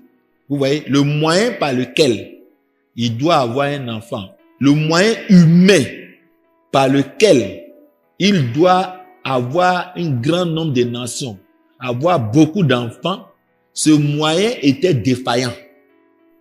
Je vaux rien à l'école. On dit que je vais devenir riche, je vais avoir villa à Cocody. Donc le moyen naturel auquel tout le monde pense là, pour moi là, c'est défaillant. Est-ce que je vais croire que je vais avoir maison à Cocody? Humainement, c'est fini. Donc je passe en mode spirituel. Dieu est fidèle à ses promesses. Même rêve. Quand Dieu te donne songe. On dit, mais les gars là, on nous raconte souvent des histoires. On dit, il y a un monsieur qui a rêvé. Et puis il était il a eu voiture, il a eu maison. Et puis quand il s'est réveillé, il dit, oh, pourquoi il me suis réveillé même? Je vais dormir encore pour rester dedans. Pourquoi? Parce qu'il ne croit pas que ça peut devenir réalité. Pour lui, c'est deux mondes différents. Non. Tes rêves peuvent devenir réalité avec Dieu. Et faire venir l'invisible dans le visible, le moyen de le faire là, c'est la foi. On va voir la foi pour obtenir. On va étudier ça. Je parle de la foi déjà de base. Et on passera après à la foi pour obtenir. Sans faiblir. Donc, il y a des, quand tu vas à la foi, quand tu vas obéir à Dieu, il y a des réalités auxquelles tu ne dois pas tenir compte pour décider si tu dois faire ou tu ne dois pas faire la volonté de Dieu. Est-ce que quelqu'un comprend ce que je dis? Il y a des réalités auxquelles tu ne dois pas tenir compte. On te dit, tu dois servir Dieu, on a besoin d'un ouvrier à Bondoukou, à Bangourou, à Boaké. Je dis, mais il y a allé, ma vie là, il y a gagné quoi. Donc, tous les gens me sont au village, ils disent, mais nous, pendant que tout le monde cherche à venir à Abidjan, toi, tu t'en vas au village. Quel parent va dire, on dit, tu vas, dis-moi, je voyage les parents, ah, ok, tu voyages. D'accord, mais il faut nous prendre, tu as parti avec, tout le monde pense que c'est en France. Je dis, non, je voyage, je m'en vais dans un village, c'est là-bas, je vais aller vivre. Qui va t'encourager? Personne. Donc, humainement, c'est pas possible. C'est pas possible. La loi est spirituelle, moi aussi charnel. Ça ne peut pas marcher. Voilà l'origine de tout votre vie spirituelle qui n'avance pas, votre foi d'obtenir qui n'avance pas. Ça va? On dit donc, la foi ne tient pas compte des obstacles humains. Un roi, il dit, tu sais pas que je peux te tuer ou j'ai le pouvoir de te tuer, de te faire vivre. Pour emmener Jésus à ne pas aller à la croix. Il dit, tu n'as aucun pouvoir. Rien ne doit vous empêcher d'obéir à la volonté de Dieu. Vivez votre foi que vous avez décidé de vivre au travers du baptême. Que vous avez accepté cette vie-là. Que vous avez accepté. Maintenant, il faut la vivre. Ne trichez pas. Progressez. Donc, la foi ne regarde pas des réalités. Il y a un autre thème rubrique que j'appelle foi et réalité. Je vais l'aborder pour que vous sachiez distinguer la réalité et la foi. Parce qu'il faut qu'on le dise avec la bouche pour que vous sachiez. Si on dit ce qu'on fait dans les chambres à un monsieur et madame, ça va vous permettre de comprendre. Parce que quand on ne dit pas là, chacun invente pour lui. La foi là, elle a un moyen. Et quand tu vois le moyen de la foi, ça te donne le courage de faire. Oh, le monsieur là peut ressusciter l'enfant là. Parce que ce qu'il a dit va toujours s'accomplir. Ça me donne le courage là. Mais quand tu ignores cette partie invisible de la foi, comme un moyen d'obéir à la volonté de Dieu, ça sera un obstacle. Ça veut dire que tu es charnel. Donc la foi ne tient pas compte de certaines réalités. Oh, les parents vont dire, les gens vont dire, mais tu vois pas la réalité. Toi, tu vaux rien à l'école, comment tu as réussi? Voilà, ils sont là, au lieu de sont là, ils disent, prie. Toi, tu vaux rien à l'école, tu dis par la prière, tu vas être fort en mathématiques. Ils n'y croient pas. Ils ne croient pas que par la foi, les mathématiques peuvent venir dans l'invisible. Une partie de l'intelligence peut venir de l'invisible pour venir et puis comprendre.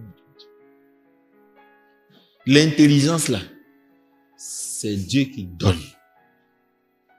Si ta destinée doit passer par l'école, et si Dieu a promis que la promesse qu'il a fait à Abraham, que tu seras béni, que tu ne mendieras pas ton pain. Si ça passe par Isaac, tue Isaac. Isaac va revenir. Si Dieu a dit c'est par l'école, il faut être dernier de la classe. Il y a un grand ministre de ce pays-là qui a rendu son témoignage. Il y a un grand milliardaire qui a rendu son témoignage. Il dit qu'il était dernier. Mais si Dieu dit, tu vas avancer. Dernier au CPN n'est pas un obstacle pour la promesse. Elle est un obstacle humain. Mais spirituellement, là, ça n'a aucune valeur.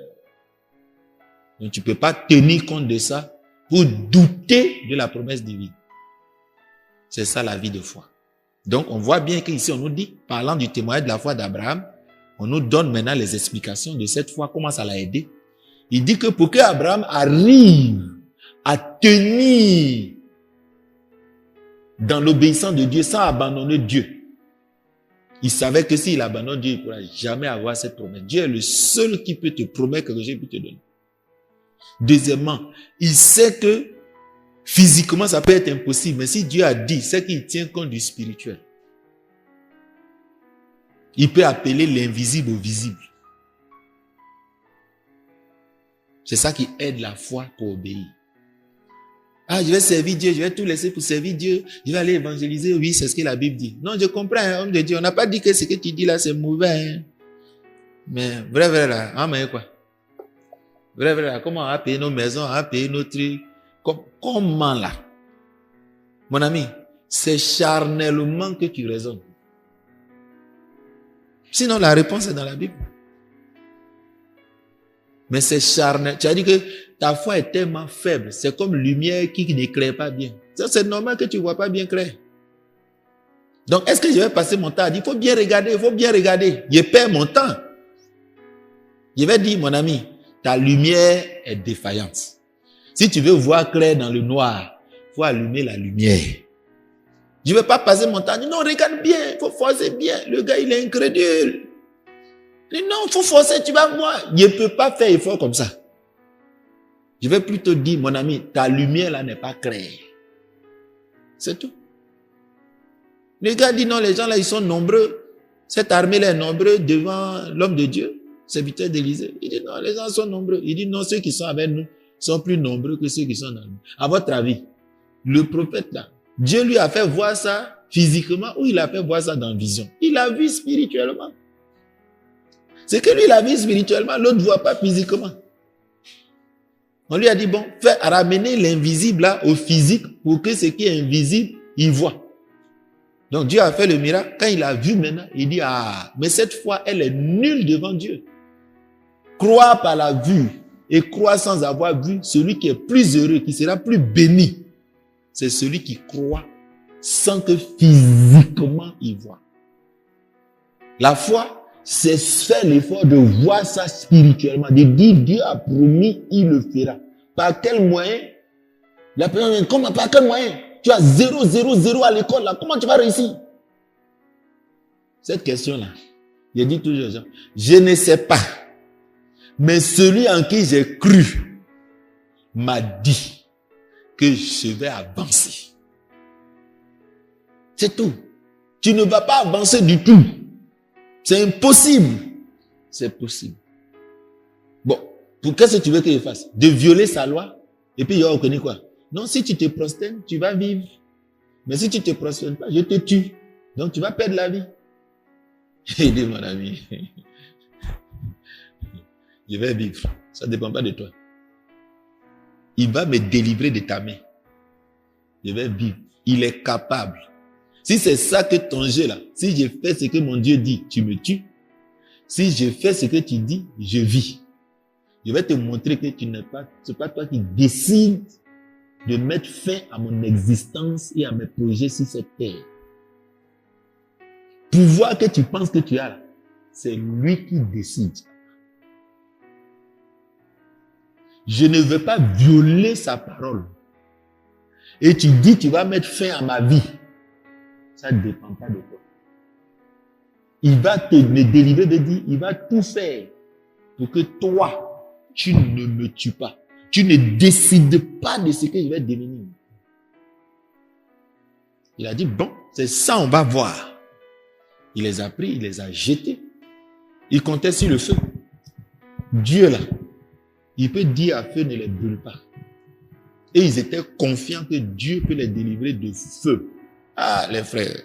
Et c'est physiquement, c'est possible. C'est spirituel. Donc, quand ta foi est faible, il faut prier, il faut lire la Bible, il faut dire au Seigneur de venir au secours à ton incrédulité. Jusqu'à ce que tu sois capable de faire la volonté de Dieu. Ils ont été jetés. Ils n'ont jamais douté, ils n'ont pas crié, oh Dieu! C'est sûr. On les a jetés. Le Seigneur, on ne sait pas s'il suivait tout ça. On dit les yeux de Dieu sont constamment sur les justes. Il ne cligne pas des yeux, il n'a pas de souci pour fermer un peu. Parce qu'il cligne seulement là. Le moment où il va ouvrir là, le diable nous a volé. Il ne dort pas. Il ne sommeille ni ne dort. Sommeil, c'est dormir un peu et réveiller. Ils vont te voler.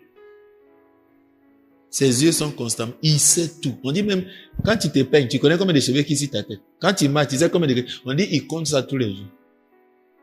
Mais pour compter ça tous les jours, là, ça veut dire que le détail de ma vie, là, Dieu a ça au contrôle. Il dit, je vivrai, je ne mourrai pas. On a encerclé David dans la caverne d'Adoulam. Il était perdu. Il dit, je vivrai, je ne mourrai pas. Il a dit, mais comment tu as vu, je ne mourrai pas? David est sorti de là, il n'est pas mort. Est-ce que humainement c'est possible? C'est par la foi qu'on fait ça. Donc quand vous lisez la phrase, c'est par la foi que. Regardez ce que la personne a fait là. Humainement, c'est pas possible. C'est seul par la foi qu'on peut faire ça. Vous comprenez maintenant? Alléluia. On continue, on termine. Donc on dit, et sans faillir, sans faiblir dans la foi. Donc toi tu faiblis. Il ne considéra point que son corps était déjà usé. Donc parfois les moyens que tu as sont défaillants. Donc tu vas à l'école, tu vaux rien en mathématiques. Quand tu dis, Dieu dit que je vais réussir dans la vie. Et tout le monde pense que c'est l'école. Tu as fini. Ensuite, la foi ne regarde pas j'ai dit la foi ne regarde pas les défaillances de ma vie, de mes moyens. Mais la foi ne regarde pas aussi les défaillances de celui par qui je vais y arriver. Retenez bien ça. Vous allez dire non, j'ai pas tenu compte, homme de Dieu, j'ai pas tenu compte de tout ce que je vois. Et puis je vois que tu tiens compte d'une autre chose qui est important pour que ce que tu veux obtenir, tu l'obtiennes. Ça va pas marcher. Donc je vais être clair là-dessus. Et c'est pas moi qui le dis, c'est le témoignage de la foi d'Abraham. Les apôtres qui ont prêché la foi, la vie de foi, glorifient cette vie-là. Et nous disent ça là, c'est ça on appelle vie de foi. Écoutez, il dit, 1. Sans faiblir dans la foi, il ne considéra point que son corps était déjà usé. Ça, c'est un moyen, le corps. C'est le moyen par lequel il va faire enfant. Je suis stérile. On dit j'ai kisque. On dit que je suis stérile. On dit que j'ai temps. Oh, c'est fini. Pourquoi? Je n'ai pas marié. Comment je vais faire enfant? Je ne suis pas marié. Comment je vais avoir enfant? Tu vas avoir enfant. Vous comprenez maintenant comment on peut croire, non?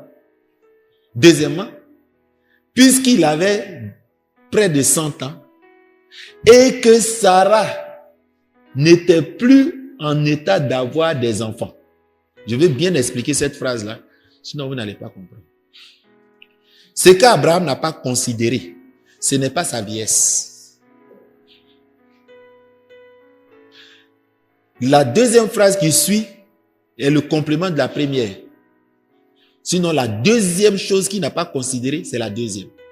La première, c'est il ne considéra point, premièrement, que son corps était déjà usé puisqu'il avait 100 ans. Ça va ensemble.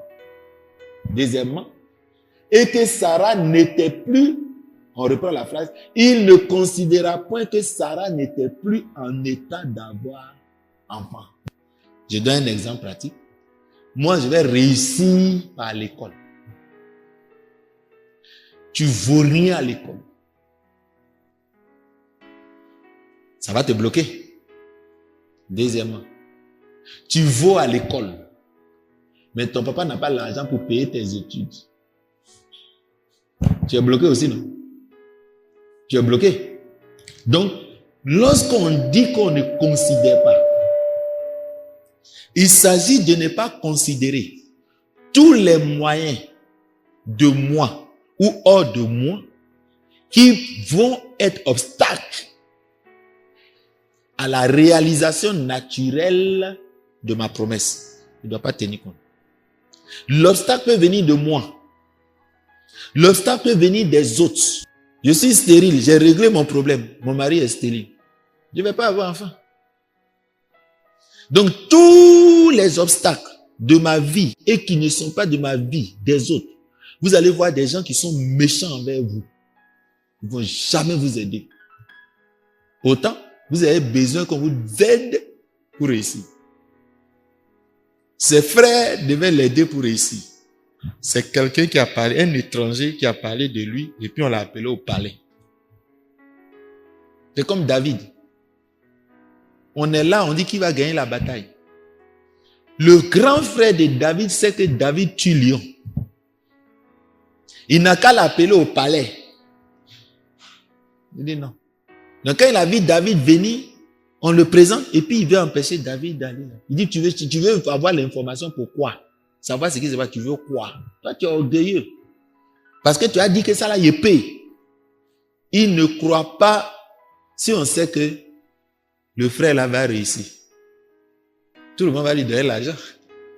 Ça va ça? Parce que s'il réussit, bon, on l'a fait aussi. Mais quand on regarde quelqu'un, on dit lui là, il va jamais réussir. Qui va même investir en lui? On regarde le frère là aussi. C'est un incrédule. Tu mises sur lui là. Comme il est incrédule, ça va jamais marcher. Quelqu'un comprend ce que je veux dire? Aucun obstacle, que ce soit de mon côté, que ce soit du côté de ceux qui doivent m'aider, qui peuvent m'aider, je ne tiens pas compte d'aucun obstacle. Je garde ma confiance en Dieu et j'attends qu'il agisse et je fais ce que je peux faire. Si je suis devant l'obstacle, Dieu agira. Puisqu'il avait près de 100 ans et que Sarah n'était plus en état d'avoir enfant. Maintenant, il faut qu'on sache comment sa foi l'a aidé. La foi aussi, c'est un raisonnement.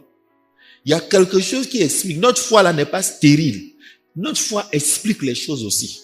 Donc la partie invisible qui donne aux anges, qui donne à Dieu la raison pour laquelle il te dit de faire, que toi tu ne vois pas, que lui il voit. La foi nous explique ça. C'est l'objet des Hébreux. Regardez le verset 20 maintenant, la suite. Il ne douta point par incrédulité au sujet de la promesse de Dieu, mais il fut fortifié par la foi, donnant gloire à Dieu, ayant la pleine conviction que ce qu'il promet, il peut l'accomplir. La foi dit Dieu là. Quand il dit quelque chose, il va faire. Bon, mes frères, entre nous là, à qui Dieu a promis quelque chose? Pour Abraham là, Dieu l'a vu, ils se sont parlé. Parfois c'est dans vision. Toi là-haut, tu as dit, mais homme de Dieu, oui, bon, je vais rester sur la promesse de Dieu. Mais est-ce que Dieu m'a fait une promesse? C'est pour ça qu'il dit, il faut qu'on étudie les promesses de Dieu. Parce que si tu dis qu'il m'a promis de me donner, il y a lui qui m'a promis de me donner 100 francs, alors que bibliquement, quand on lit, c'est 50 francs. Quand tu ne vas pas avoir tes 100 francs, tu as dit, il m'a trompé. Donc, il ne faut pas se tromper de promesses. Il n'a pas dit que celui qui croit en lui, il sera milliardaire. Tous les chrétiens ne seront pas milliardaires. Quand on lit dans la Bible, on dit c'est par la foi que telle personne a fait telle chose. Mais toi, parfois, cette chose-là, tu as souffri. Chacun a un don pour réussir diversement. La force de Samson, c'était ses muscles par le Saint-Esprit. La force de David, c'était sa foi par le Saint-Esprit. Les moyens, c'est le même esprit qui a plusieurs façons de faire pour que ton nom soit grand. Est-ce que quelqu'un a compris quelque chose? C'est pourquoi il lui fut imputé à justice. Pourquoi on a dit cette phrase? Il n'a pas regardé les obstacles. Il a dit Dieu, ce qui était suffisant pour faire ce qu'il a dit. Il dit Dieu est capable d'accomplir ce qu'il m'a promis. Il ne va pas regarder est-ce que je peux faire encore enfant. Il dit non, il est capable. Il a cru l'impossible aux hommes. Ce qui est impossible aux hommes est possible à Dieu. C'est ça la foi. Ce qui est impossible aux hommes est possible à Dieu. Donc, ce qui est possible aux hommes, Dieu ne va pas le faire parce qu'il n'a aucune gloire dedans. Avec 30 000 personnes, humainement, on sait que tu peux gagner. Dieu dit qu'il n'y a pas de gloire dedans. Il dit, si tu vas, il ne va pas partir à toi. Vous comprenez? S'il n'y a pas la gloire dedans, s'il n'y a pas la foi, c'est elle qui glorifie Dieu. Si tu ne le fais pas par la foi, vraiment, le témoignage ne sera pas glorieux. Donc, quand vous rendez votre témoignage, il faut nous montrer la partie là. J'étais malade, Dieu m'a guéri. Alléluia. C'est un témoignage. J'étais malade, je n'avais pas d'argent pour aller à l'hôpital. Et mes parents à qui j'ai demandé de l'aide ne m'ont abandonné.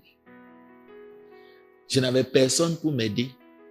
Je me suis tourné vers mon Dieu, j'ai prié. Le matin, la fièvre est tombée. Et puis j'ai repris. 3 jours après, c'est là mon oncle est venu pour dire, bon voilà l'argent, va à l'hôpital. J'ai pris, je suis parti quand même pour aller vérifier. Le médecin dit non, ça va. Prends un peu ça et puis c'est terminé. Sinon, ça va. Il y a un exploit dedans, non? Il y a du surnaturel dedans, non? Il y a des choses humainement qui sont possibles, qui sont impossibles, que spirituellement, c'est possible. Ça, c'est un témoignage de foi. Quand vous lisez Hébreu, là, témoignage de foi, là, vous voyez témoignage, ils font. Donc, quand on verra l'enseignement, un autre enseignement sur le témoignage chrétien, pardonnez. N'allez pas. Non, je me suis levé le matin, le soleil brillait, vraiment, j'ai dit merci à Dieu, pardon. C'est témoignage, il n'y a pas de problème. Mais le type de témoignage qu'on veut là, c'est le témoignage de foi. C'est le témoignage de foi. Je vous rends un témoignage. J'ai travaillé quelque part et puis je suis sorti. Ce jour-là, on devait nous payer, mais je n'avais rien. Je suis venu devant mon travail et puis il y avait des cireurs qui étaient là. Je lui ai dit pardon, il faut me cirer ma chaussure. Quand je travaille ici, il dit ah oui, je te connais. Je dis ok. Je vais rentrer à midi, je vais te donner ton argent. Il dit non, patron, il n'y a pas de problème, tu es ici. Il m'a ciré mes chaussures. Quand je lui ai dit ça, il dit non, je vais rentrer, je vais te donner. Donc, et j'ai ajouté, fais-moi confiance. Et il a levé la tête, il m'a dit, tonton, je ne fais jamais confiance à un homme, je fais confiance à Dieu seul. Ça m'a frustré là. J'ai dit, mais non, ce que tu dis c'est vrai, mais fais-moi confiance, je vais te donner ton âge. Et puis je suis parti. On nous paye toujours à cette date-là. Il y a un métier dans lequel, nous là, jamais.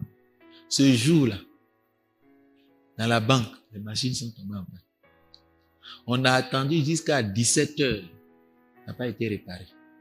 On a commencé à se fâcher avec les patrons. On a dit, mais vous-même, c'est vous qui travaillez sur les machines. Et ça, il y a eu un problème de coupure, donc on attend. Donc demain, je suis sorti. Le travail est fini, je sors. Quand je sors, c'est là que je me rappelle que je devais 50 francs au monsieur. Et je constate que je n'ai pas 50 francs. Je vais à la voiture d'un ami, je n'ai pas 50 francs. Et que c'est demain que j'aurai mon salaire. Le lendemain, quand je suis venu, j'ai pris mon salaire, je suis descendu pour aller lui donner son argent, donner 100 francs. Et quand je lui ai dit, il dit, bon, voilà ton argent. Il dit, ah, merci, tonton. Et puis il a pris, il a signé. Je m'attendais à ce qu'il me dise ça. Mais l'esprit me l'a dit. Il dit, tu vois, pourquoi il ne faut pas faire confiance à un homme? Il n'est pas capable de maîtriser les imprévus de la vie.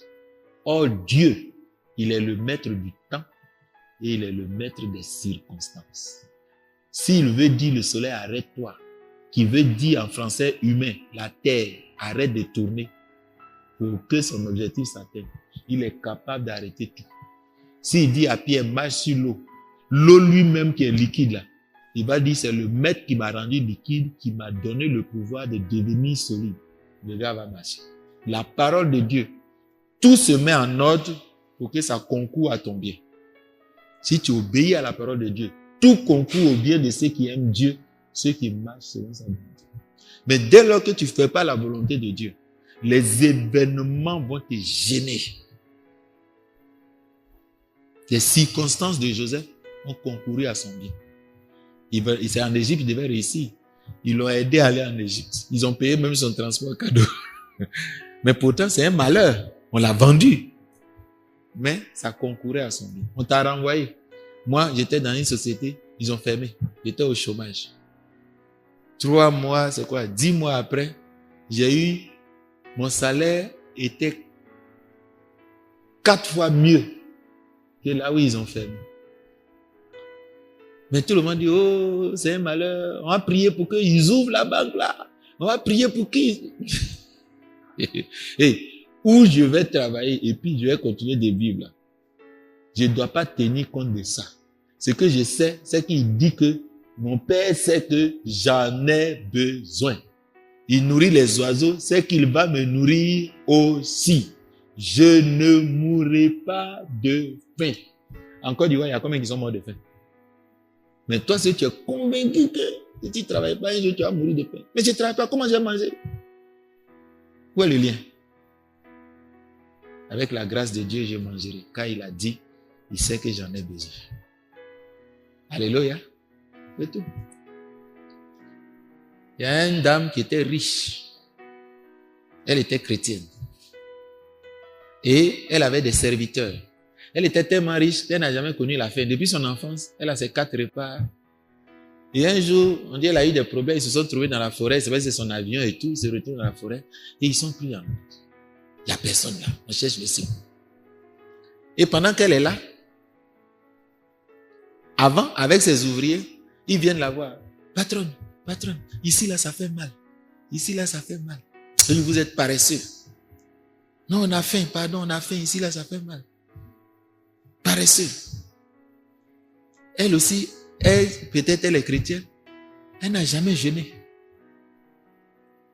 Donc, il se retrouve là. Et puis maintenant, elle dit à ses esclaves là, j'ai mal ici. J'ai mal ici, trouver médicament. Elle a mal au pied, on s'en va trouver médicament. Elle a mal ici, on s'en va prendre les trucs pour arranger. Elle dit, elle a mal ici. Les esclaves disent, il n'y a pas de médicament pour ça. C'est la faim. Quand on dit, nous on a mal, c'est ça on te dit. Elle n'a pas mangé pendant un temps, ils ont trouvé, elle a mangé. Elle a appris à jeûner. Elle est revenue au palais. Elle a appris à jeûner. Quand les ouvriers maintenant disent, patron, ici là ça fait mal. Elle comprend. Mais si ce n'était pas arrivé là, elle ne comprendrait pas. Seigneur, tu as promis que je mangerai. Par ce moyen ou par tous les moyens, j'ai confiance en toi. Quelqu'un a compris quelque chose? C'est ça la foi. On termine rapidement. C'est pourquoi cela lui fut imputé à justice. Voilà donc les 3 illustrations de la foi d'Abraham. Quand on prend maintenant Jacques complète rappel, il dit, c'est par la foi qu'il a offert son fils. C'est par les œuvres que sa foi a été rendue parfaite. Il dit, regardez la foi d'Abraham. C'est par là qu'il a posé, quand on dit qu'Abraham a reçu l'agrément de Dieu. Donc, si vous n'obéissez pas à Dieu, il n'a pas fait des requêtes. Les 3 exemples qu'on a vus là, est-ce que ces requêtes il a fait? C'est Dieu qui lui a dit, fais telle chose. Lui, il s'est dit, mais Dieu, moi j'ai demandé ça, comment je vais avoir? Il n'a pas dit, non, si je ne donne pas, je ne fais pas.